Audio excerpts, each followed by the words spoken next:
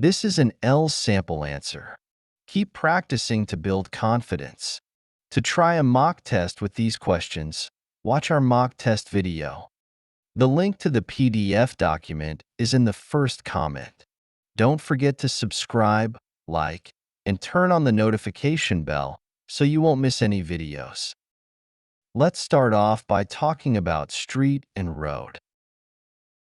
Do you live near a main road or a quiet street? I live near a main road, so it's often quite busy and sometimes noisy. However, it's convenient because I can easily access public transportation and nearby shops. Being close to everything makes life a bit easier, even if it's not as peaceful as a quiet street. Do you think people in your area drive safely? Generally, I think most people in my area drive quite safely, but there are always exceptions. Some people tend to speed, especially during quieter hours. Overall, though, I see people respecting traffic rules and keeping a safe distance from other vehicles. Are there any famous streets in your city?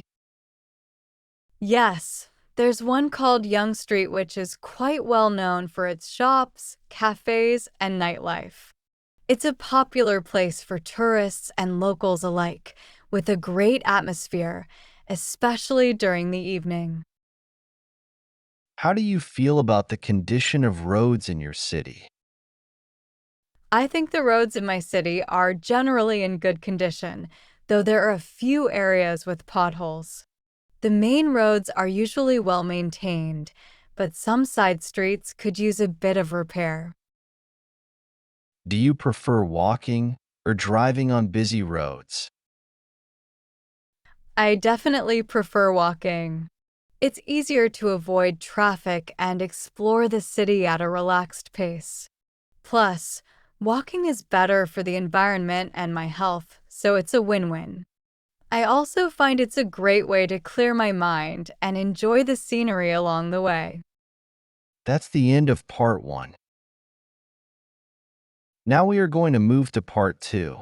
In this part, you will have 1 minute to prepare and then speak up to 2 minutes. Talk about an old friend you lost touch with and reconnected with. You should say who this person is, how you lost touch, how you got back in contact, and explain how you felt about reconnecting. One of my old friends I recently reconnected with is Grace, whom I first met in secondary school.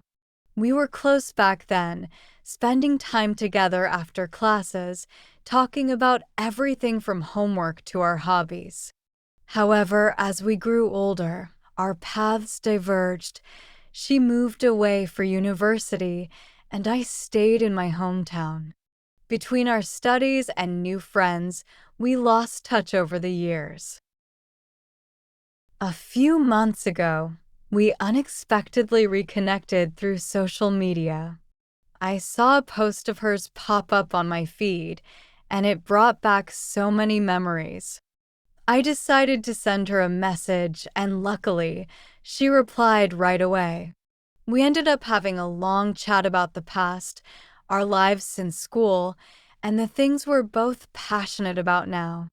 It felt surprisingly natural to talk, even after so much time had passed. After chatting online, we decided to meet up in person when she visited our hometown. Catching up face to face was even better as we could talk without any interruptions. We laughed over old memories and updated each other on our current lives, and it felt as if no time had passed at all. Reconnecting reminded me of all the good times we'd shared and how friendships, even old ones, can always be rekindled. This experience taught me the importance of reconnecting with people from the past. It was heartwarming to realize that even after years, we could still share that same bond. Now, we try to keep in touch more regularly, and I'm grateful to have her back in my life. That's the end of part two. Now we are going to move to part 3. We are going to continue to talk about friends.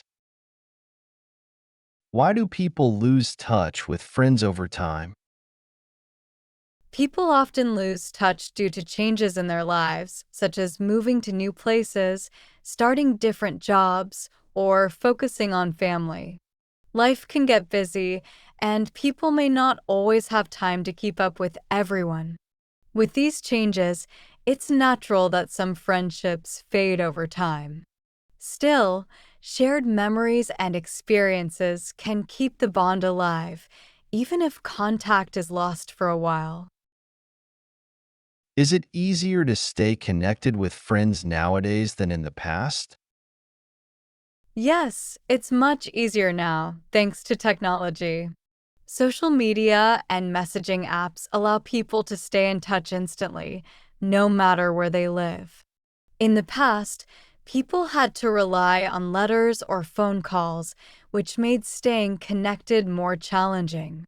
Now, even sharing small updates or moments is simple, keeping friendships active over long distances. Do you believe it's important to maintain lifelong friendships? Yes, lifelong friendships can be really valuable. Having someone who knows you well and has been there through various stages of life is rare and special. These friends often provide emotional support and a strong sense of continuity, which can be comforting, especially in challenging times. Moreover, lifelong friends often understand us in ways that newer friends might not, making the bond even deeper and more meaningful. That's the end of the speaking test. Good job.